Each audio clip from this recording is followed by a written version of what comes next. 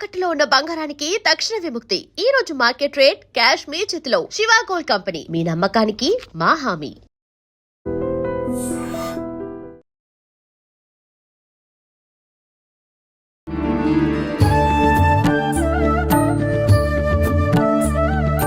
నమస్తే అమ్మా. నమస్తే తల్లి. అమ్మ, ఈ మధ్య కాలంలో ఎక్కువగా స్తోత్ర పారాయణాలు చేస్తే మంచిది అని చెప్పి వింటున్నాం. ముఖ్యంగా ఖడ్గమాల స్తోత్రం. అవునా తల్లి? అయితే ఇప్పుడు అమ్మవారికి సంబంధించి లేదు, ఇప్పుడు అష్టకాలు అని స్తోత్రాలు అని స్వామికో అమ్మవారికో సంబంధించి ఎక్కువగా వింటూ ఉంటాం. కానీ ఇప్పుడు లలితా సహస్రనామాలు అంటాము, ఇట్లా అమ్మవారి పేరుతోటే మొదలయ్యే ఉన్నాయి. అవును. కానీ ఈ పేరు తీసుకుంటే ఖడ్గము అంటే కత్తి అని ఒక అవగాహన.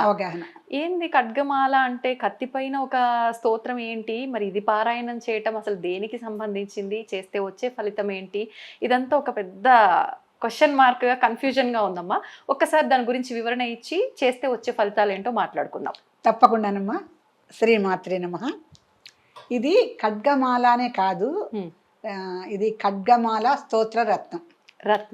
అంటే అన్నిటికీ లలితా స్తోత్ర రత్నం అట్లా ఉన్నట్టు ఇది కూడా ఖడ్గమాల స్తోత్ర రత్నం పూర్తిగా.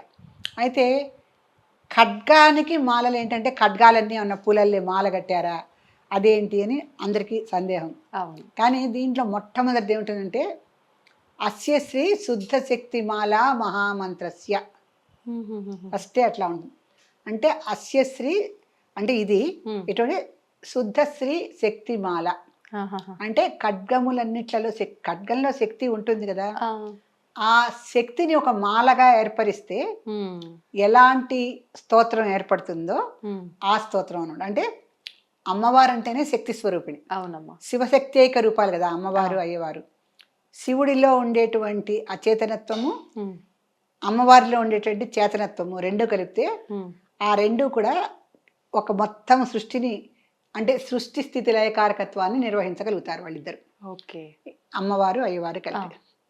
అంటే ఇక్కడ అమ్మవారిని మనం శక్తి రూపంలో చెప్పుకుంటే ఆ శక్తి అనేది ఖడ్గంలో తప్పనిసరిగా ఉంటుంది. ఖడ్గంలో తప్పనిసరిగా ఉంటుంది.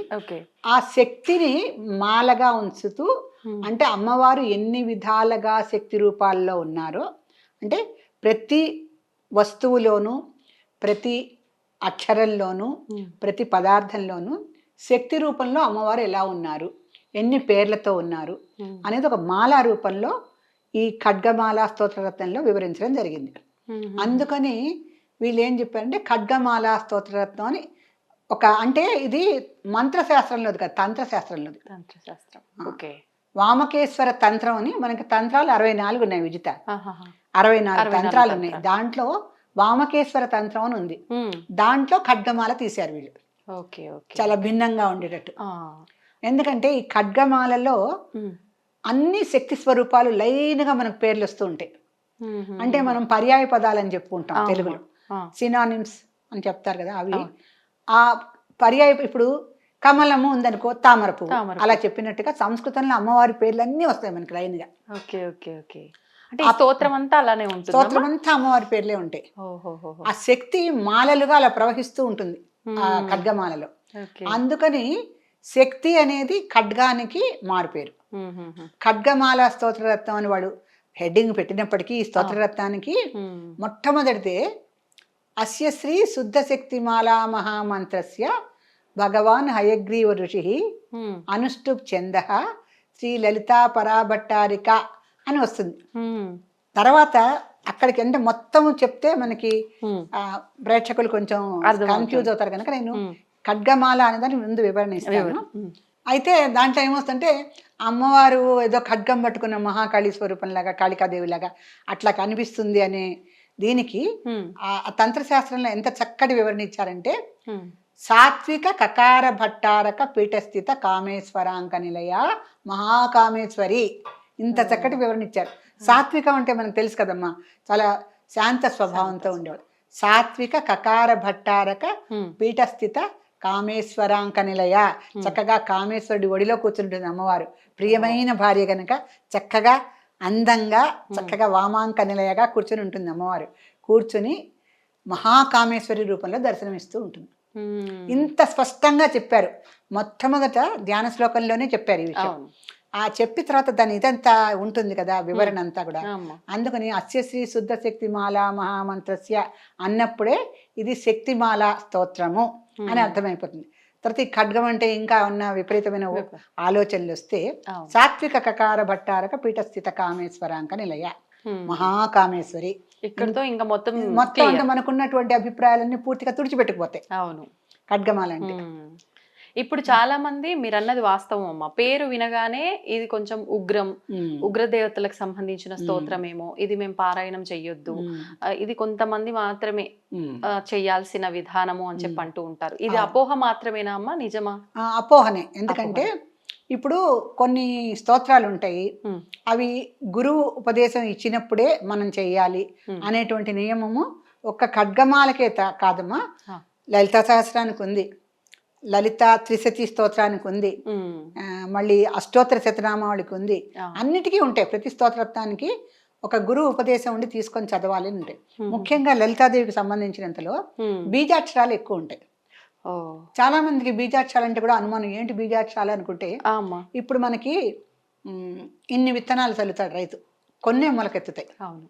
అట్లాగే మనకి అకారాది చకారాంత పర్యంతం అమ్మవారి అక్షమాల ఉంది కదా, దాంట్లో అన్ని మన అక్షరాలన్నీ వస్తాయి, అకారాది చకారాంత పర్యంతం. అందుకే అక్షమాల. అమ్మవారు పట్టుకునే దానికి అక్షమాల అని ఎందుకు పేరంటే అకారం నుంచి చకారం వరకు ఉంటాయి. అమ్మవారి మాలలో అక్షమాల అన్ని ఉన్నప్పుడు అన్ని కొన్ని అచ్చులు ఉన్నాయి, కొన్ని హల్లులు ఉన్నాయి కదా మనకి. అచ్చులు హల్లులు రెండు ఉన్నప్పటికీ కూడా అన్ని అక్షరాలకి విస్ఫోటనం చెందేటువంటి స్వభావం ఉండదు. విస్ఫోటనం అంటే రియాక్షన్. కొన్ని శబ్దాలకి అంటే కొన్ని అక్షరాలకి అవి బీజంలాగా మొలకెత్తే స్వభావం ఉంటుంది కదా. అలాగే ఒక అక్షరం చదివితే మనం మామూలుగా ఆ అన్నం, మామూలుగా హ్రీం అన్నం, ఈ అక్షరం తేడా తెలియట్లా. ఈ హ్రీం అన్నది బీజాక్షరం. అలాగే శ్రీం అన్నం, ఇది కూడా బీజాక్షరం. తర్వాత ఐం అన్నం, ఇది కూడా బీజాక్షరం. ఎందుకని అంటే ఒక లెటర్ ఒకే విధంగా మనకు అంటే పలికినప్పుడు అదే విధంగా వినిపిస్తే బీజాక్షరం కాదు, అది వినిపించడం కాదు. ఐం హ్రీం శ్రీం ఉంటే, శ్రీం అనేది లక్ష్మీదేవతకి నామవాచకం. అంటే మనం ఒక దేవతని పిలవాలనుకో, మనం ఏమంటాం, ఓం అనేది ఏంటంటే వాళ్ళ అడ్రస్లు అండి. ఊరికే లక్ష్మీదేవత అనం కదా, ఓం లక్ష్మీ అయిన మహా, ఓం గౌరీ అయిన మహా, ఇలా ఓం ఓం అంటాం కదా. ఈ ఓం అనేది వాళ్ళని మనం అడ్రస్ చేస్తూ పిలవటం. ఇప్పుడు మన కల్చర్లో ఇంగ్లీష్లో మాట్లాడే మిస్టర్, మిసెస్ అట్లా మాట్లాడతారు కదా, అలా మాట్లాడేప్పుడు ఏంటో వాళ్ళ పేరు ముందర అవి చేరుస్తారు. ఇప్పుడు తెలుగులో అయితే శ్రీమంతో శ్రీనో ఏదో చెప్తూ ఉంటారు. అలా గౌరవవాచకంగా చెప్పేది ఓంకారం. ఆ ఓంకారంతో కలిపి ఓం నమ శివాయ, నమః అంటే మనం నమస్కరిస్తున్నట్టు తెలుస్తుంది. శివుడికి ఓం ఎందుకు పెట్టాలి? సంహారకారకుడు, సృష్టి స్థితి లయల్ని ఆయన చేతిలో ఉంచుకున్నవాడు. అంత పెద్ద దేవతని మనం శివాని ఎట్లా పిలుస్తాం? అంతేగా, ఓం నమ శివాయ అని చెప్పాలి మనం. అంటే ఆ దేవతలను మనం గౌరవించి సంబోధించి వాళ్ళకి గౌరవ వాచకాన్ని ఇస్తూ మనం వాళ్ళని నమస్కరించి చెప్తున్నాం. ఇక్కడ కూడా ఏంటంటే ఇప్పుడు ఈ ప్రతి అక్షరము బీజాక్షరము అంటే ఐం అనేదేమో సరస్వతీదేవికి బీజాక్షరం, శ్రీం అనేది లక్ష్మీదేవికి. ఎవరన్నా శ్రీ అని పెట్టుకుంటే, శ్రీలక్ష్మి అని పెట్టుకున్నారు అనుకోండి, శ్రీలత అమ్మో లక్ష్మీదేవి నువ్వు అంటారు. ఎందుకు? శ్రీ అంటేనే లక్ష్మీదేవత, లక్ష్మీప్రద. అట్లాగే హ్రీం ఉంది, అది లలితాదేవి శక్తి రూపం. అందుకని వీళ్ళ ముగ్గురిని మనం ఏమంటాం? హ్రీం అలా పిలవం కదా. ఓం ఐం హ్రీం శ్రీ అంటే మహాకాళి, మహాలక్ష్మి, మహాసరస్వతి ముగ్గురు దేవతలు మనకు వచ్చేసారు. ఇది వీళ్ళకి మనం ఏంటంటే ఒక వాచకం అనమాట, వాళ్ళని పిలిచేటప్పుడు మనం అట్లా పిలుస్తాం కదా. మన భాషలో అంటే రెస్పెక్ట్ ఇస్తూ గౌరవిస్తూ దేవతలను గౌరవించాలి కనుక. ఎందుకు గౌరవించాలి అని ఇప్పుడు చాలా మందికి డౌట్లు వస్తాయి. ఎందుకు గౌరవించాలి అంటే మనకన్నా ఎక్కువ శక్తి ఎవరికున్నా వాళ్ళని గౌరవించాలి. అంతే, ఎవరికి మనకన్నా. ఇప్పుడు మన తల్లి ఉంది, ఆవిడ మనకన్నా డెఫినెట్ గా శక్తివంతురాలే కదా. మాతృదేవోభవ అంటే అందరు మాతృదేవతలు అట్లా ఉన్నారని కూడా ప్రశ్నిస్తున్నారు. అంటే కైక లాంటి తల్లులు ఉన్నారంటున్నారు. పాపం ఆవిడ కూడా ఒక చారిత్రాత్మక విషయం కోసమే ఆయన అడవులకు పంపించింది. కానీ అలాంటి తల్లులు ఉంటారా అంటే శంకరాచార్యులు వారు మనకు ఒక మంచి విషయం చెప్పారు. కుపుత్రో జాయేత కుమాత నభవతి. ఎక్కడ చెడు తల్లి ఉండదు, చెడు పుత్రులు ఉంటారు. కుపుత్రో జాయేత, చెడ్డ కొడుకులు పుట్టచ్చు, కానీ చెడు తల్లి మాత్రం ఎక్కడ, ఆ తల్లి కదా. కానీ మనకు అలా అనిపిస్తున్నారు అంటే ఆ తప్పు మనలోనే ఉంది అని భావన చేసుకోవాలమ్మా. తప్పు మనలో లేదు, కలియుగంలో ఉంది. ఓ కుపుత్రో జాయత కుమాత నా భవతి అన్నది శంకరాచార్యుల కాలం నాటికి తల్లులందరూ అలా ఉన్నారు.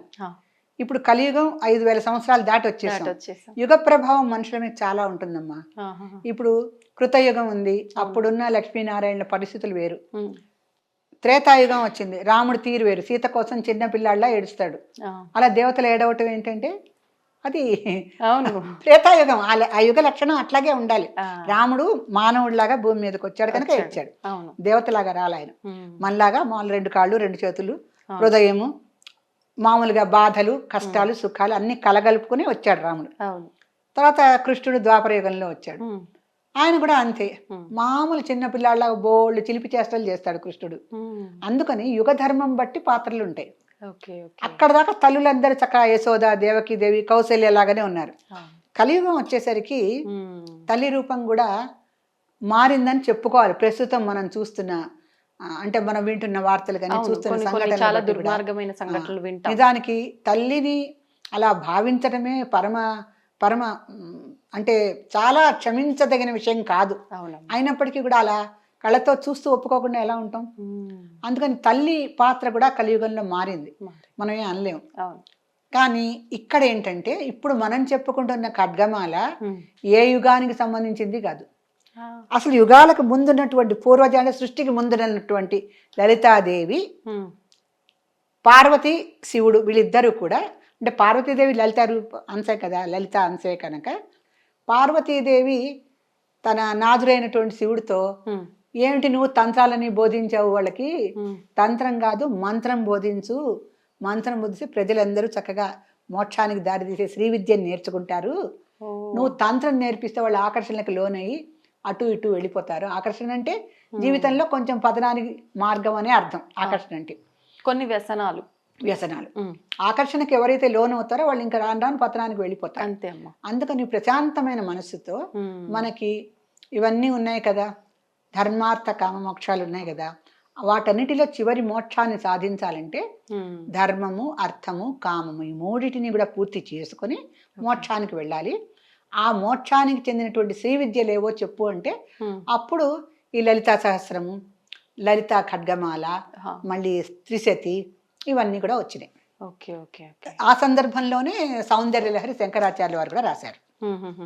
సో ఇవన్నీ ఏంటంటే సాత్విక కకార భట్టారక పీఠస్థిత నిలయ అని చెప్పుకున్నామే మనం. అటువంటి సాత్వికమైన అమ్మవారి రూపాలు. ఇప్పుడు లలితా సహస్రనామాలు వసిన్యాది వాగ్దేవతలు చెప్పారు. ఇప్పుడు ఈ ఖడ్గమాల స్తోత్రం ఎవరమ్మా? ఖడ్గమాల స్తోత్రం ఎవరు చెప్పాలి, అది ఒక తంత్రశాస్త్రం నుంచి తీసుకోబడింది. ఇప్పుడు నువ్వు అన్నది చాలా కరెక్ట్. వసిన్యాది వాగ్దేవతలు లలితా సహస్రం చెప్పారంటే ఆ వసిన్యాది వాగ్దేవతలు చింతామణి గృహంలో లలితాదేవి కొలువు తీర్చి ఉండగా వీళ్ళ అమ్మవారు చెప్పింది మీరు ఈ స్తోత్రాలన్నీ బయట పెట్టచ్చు, అంటే బయటికి ప్రకటితం చేయొచ్చు అని వాళ్ళు ప్రకటించారు. అమ్మవారి నామాలన్నీ చెప్తూ వచ్చారు 1000 నామాల్లో. ఆ 1000 నామాలు విన్నటువంటి హయగ్రీవుడు, ఆయన విద్యలకి సర్వ విద్యానం ఆధారం సర్వ విద్యానం కదా హయగ్రీవుడు.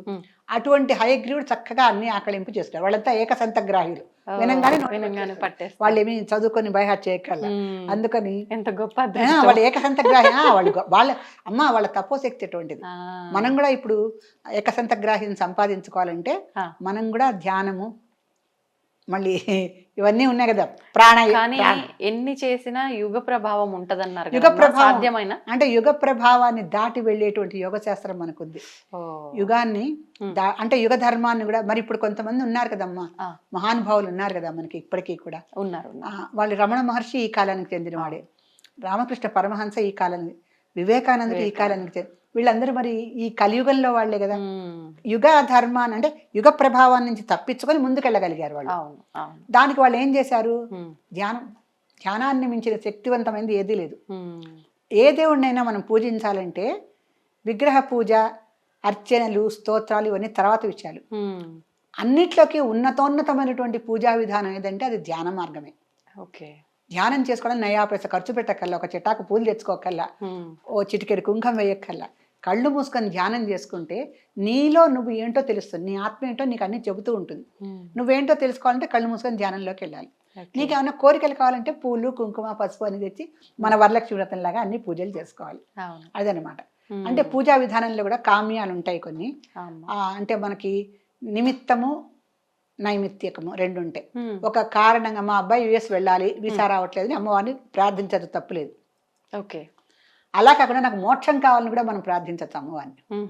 అవన్నీ ఏంటంటే ఒక నిమిత్తం లేనటువంటి పూజలు అనమాట.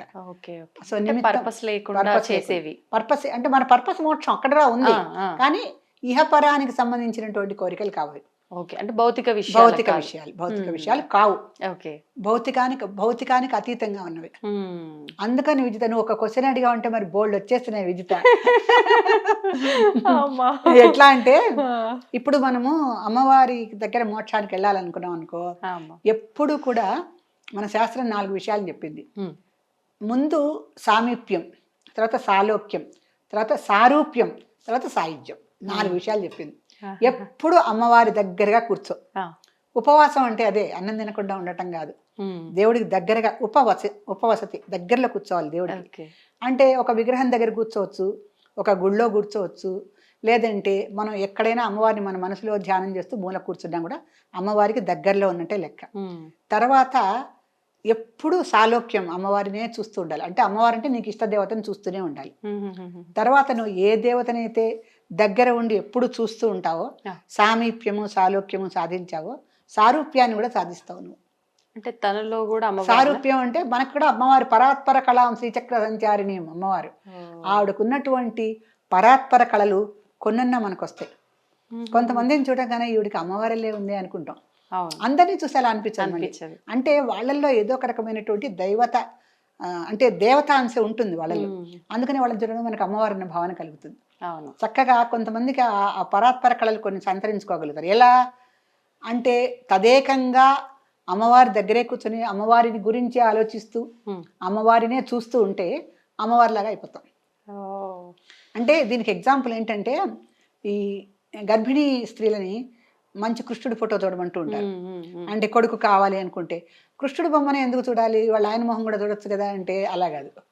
మనం సారూప్యం దగ్గరికి నుంచి వచ్చాం కదా, అంటే ఇప్పుడు సామీప్యము సాలోక్యము రెండైనా దగ్గర కూర్చొని తదేకంగా మన ఇష్టదేవతను చూస్తుంటే తర్వాత ఆ ఇష్టదేవతకు ఉన్నటువంటి కళలన్నీ మనకు వస్తాయి.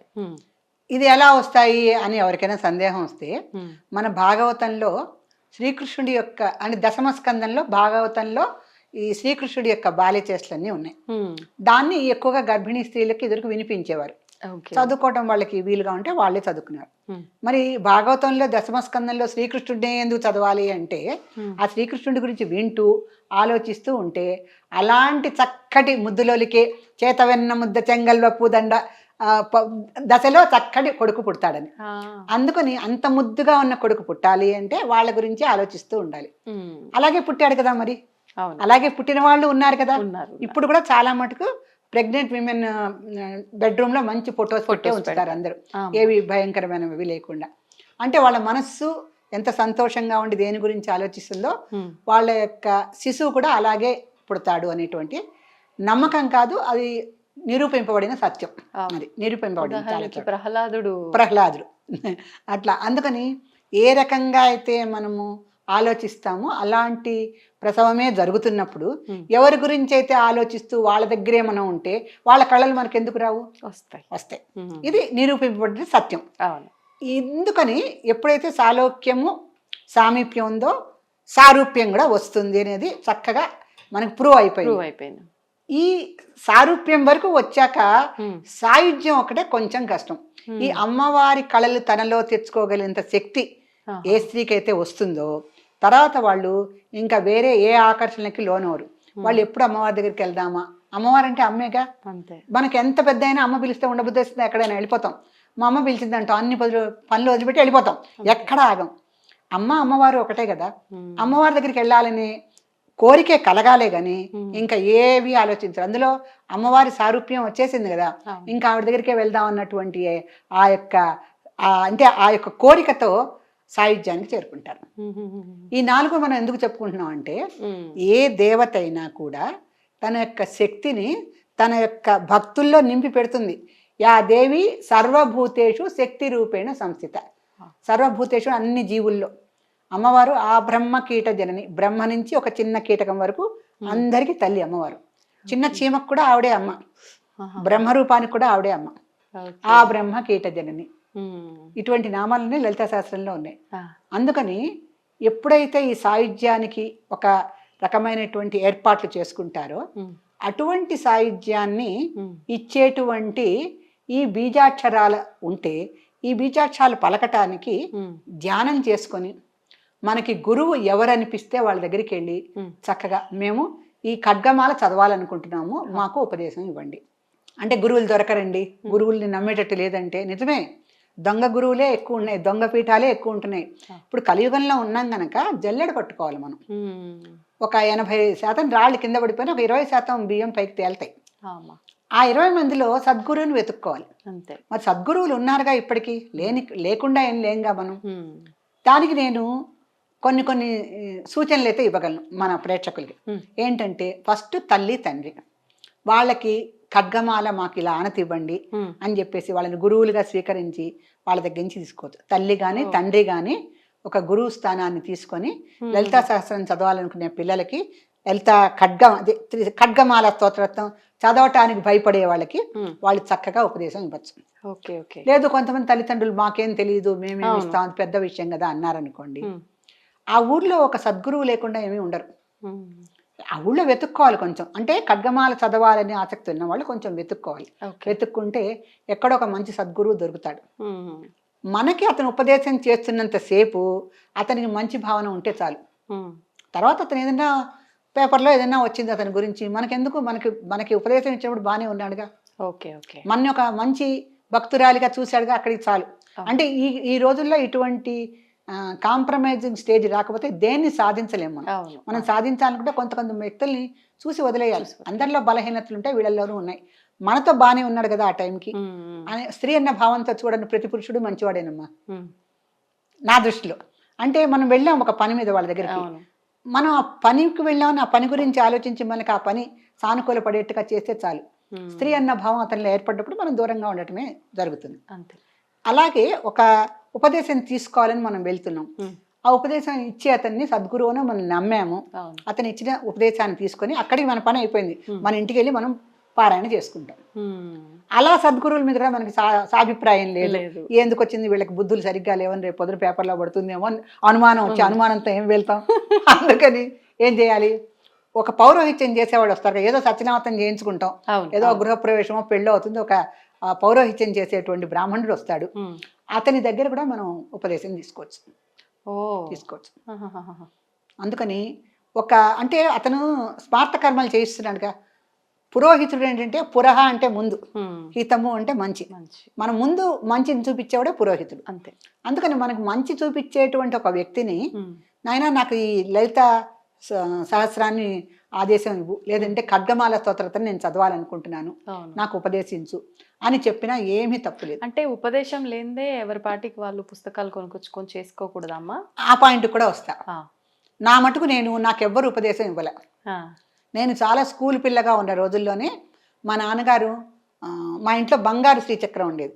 మా నాన్నగారు ఫస్ట్ నవరాత్రుల్లో మా అందరినీ, మా అమ్మ, మా మరదళ్ళు, మా అక్క చెల్లి అందరం చుట్టూ కూర్చుని ఉంటే మా నాన్నగారు ముందు సంకల్పము, మామూలుగా గణపతి ధ్యానము ఇవన్నీ అయిపోగానే ఖడ్గమాల మొదలు పెట్టండి, అందరూ ఎర్రటి గులాబీ పూలు తీసుకోండి అని చెప్పేవారు. అప్పటి నుంచి ఖడ్గమాల నేను చదువుతూనే ఉన్నా.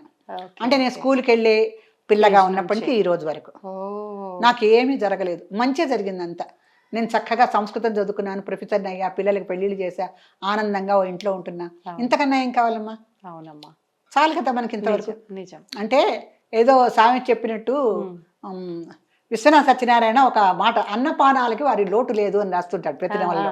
అలాగే అన్నపానాలకి లోటు లేని జీవితం ఉంటే చాలు, పెద్ద పెద్ద గొంతెమ్మ కోరికలు అక్కర్లేదు.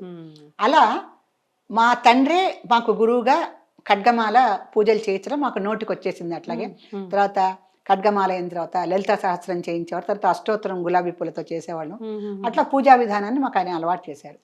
అప్పుడు గురువుపదేశం తీసుకోవాలి, మీరందరూ వేరే గోత్రం, మేమందరం పెళ్లిళ్ళు అయిపోయిన పిల్లలం, మరి మా నాన్నగారి గోత్రం వేరు మాది వేరు, నేను ఇవ్వకూడదు ఇవ్వచ్చు, ఇవేమీ మాకు నేర్పించలే. అంటే దేవుడు అంటే ఒక చక్కటి గురి, ఒక అవగాహన ఉండాలి ముందు దేవుడు అంటే.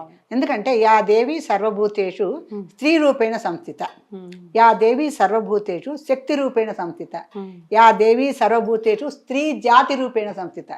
ఇంకేం కావాలమ్మా ఈ మంత్రాల కన్నా? అంతే. స్త్రీ జాతిలో ఉంది, స్త్రీగా ఉంది, శక్తిలో ఉంది. అందుకని అమ్మవారు ఇన్ని చోట్ల ఇంత వివరంగా మనకు చెప్తుంటే మనం అంటే అనవసరమైన అపోహలు కల్పించుకొని దేవుళ్ళకి దూరం అవ్వకూడదు. దేవతా స్తోత్రాలకు కూడా అయ్యో చదవచ్చా చదవకూడదా, నీకు మనస్సు చిత్తశుద్ధి ఉండి నమ్మకంతో చేసుకుంటే ఏదైనా ఫలిస్తుంది. ఇప్పుడు ఈ మధ్యకాలంలో సరే ఇంకా ఇప్పుడు మీ ఉదాహరణ కూడా చెప్పారు, నేను అలా ఉపదేశం తీసుకోలేదు, నాకు అనిపించింది అలా ఫాలో అవుతూ వచ్చిన. నేను అట్లానే చేద్దాం అనుకునే లోపు ఎవరో ఒకరు వస్తారు, అయ్యో అట్లా ఎట్లా చేస్తున్నావు, అట్లా నియమాలు పాటించాలి, ఇది ఇలా నిష్టగా చేయాలంట అంటారు. అప్పుడు ఒక శంక మనసులో మళ్ళీ అయ్యో. అంటే మన ఆత్మవిశ్వాసం అయితే పెట్టుకోవాలి దీంట్లో. మన మీద మనకు నమ్మకం ఉందనుకో ఎవ్వరేం చేయలేరు, ఎవ్వరేం చేయలేరు. మనం అంటే దేవుడి విషయంలో ఇప్పుడు గుళ్ళకి వెళ్తామమ్మా, మనకి అక్కడ ఏం ధ్యాస నిలుస్తుంది చెప్పమ్మా? గుళ్ళకి వెళ్తే అది ఫ్యాషన్ పీరియడ్ లా తయారైంది. కోరికల పుట్టలు అక్కడ 108 ప్రదక్షిణాలు చేసేవారు, 21 ప్రదక్షిణాలు చేసేవారు. అదేంటో ఎక్సర్సైజ్ లాగా గేరా గేరా గేరా తిరుగుతూనే ఉంటారు. అసలు ప్రదక్షిణలు అంత ఫాస్ట్ గా శటకోపం పెట్టడానికి బ్రాహ్మణికి టైం ఉండదు. మనకి కొడతాడో తీసేస్తాడో ఏం చేస్తాడో తెలియదు. గుడికి వెళ్ళాము అంటే అదొక ఎక్సర్సైజ్ అయిపోయింది. అందుకని అక్కడ దేవతా భావన రావటల్లా. మన ఇంట్లో మనం కూర్చొని మన ఇంట్లో ఒక చిన్న విగ్రహమో లేకపోతే పటమో పెట్టుకొని మనం ధ్యానం చేసుకున్నాం అనుకోండి, ఆ ఏ శక్తి మనకి అపోహలని సృష్టించదు. ఎవరు చెప్పినా మనకు అది ఎక్కదు. నాకు తెలుసు, మా ఫ్రెండ్ ఒక అమ్మాయి ఉంది, మా అమ్మవారు నేను ఏం పెట్టినా తింటుంది అంటుంది. ఎందుకంటే ఒక రోజు ఆ అమ్మాయి మంచిగా అన్నంతో పాటు నైవేద్యం పెడుతుంది, ఒక రోజు కుదరదు, ఇంట యాపిల్ కాయ ఉంటే అదే పెట్టి వెళ్ళిపోతుంది. రోజు నైవేద్యం పెట్టాలి కదా దేవుడికి, అన్నం వండి అని ఎవరన్నా అంటే మా అమ్మవారు ఏది పెడితే అది తింటుంది అంటుంది. ఆ అమ్మాయి ఇప్పుడు హాయిగా చక్కగా ఉంది. నమ్మకం అంటే ఆ నమ్మకం ఆత్మవిశ్వాసం ఉండాలి. దేవతల మీద రకరకాల ప్రచారాలు, రకరకాల అపోహలు, అపనమ్మకాలు కల్పించుకొని దేవతలకు దూరం అవ్వకూడదు. మన మీద మనకు నమ్మకం ఉంటే దేవతల మీద కూడా ఆటోమేటిక్గా నమ్మకం ఏర్పడుతుంది. ఎందుకంటే మన మీద మనకు నమ్మకం ఎప్పుడు ఏర్పడుతుందంటే దేవతల పట్ల ఒక అవగాహన ఏర్పడాలి మనకి. అప్పుడు అవగాహన ఎలా ఏర్పడుతుంది అడుగు నన్ను విజిత. అవగాహన ఎలా ఏర్పడుతుందంటే మన శాస్త్రాలు చదవాలి, మన సంస్కృతంలో ఉండని తెలుగులో ఉండని ఒక విషయాన్ని నువ్వు తెలుసుకోవాలనే ఉత్సాహం నీకు ఉండాలి. కరెక్ట్ అమ్మా. ఇప్పుడు ఎన్నో విషయాలు తెలుసుకుంటున్నారు.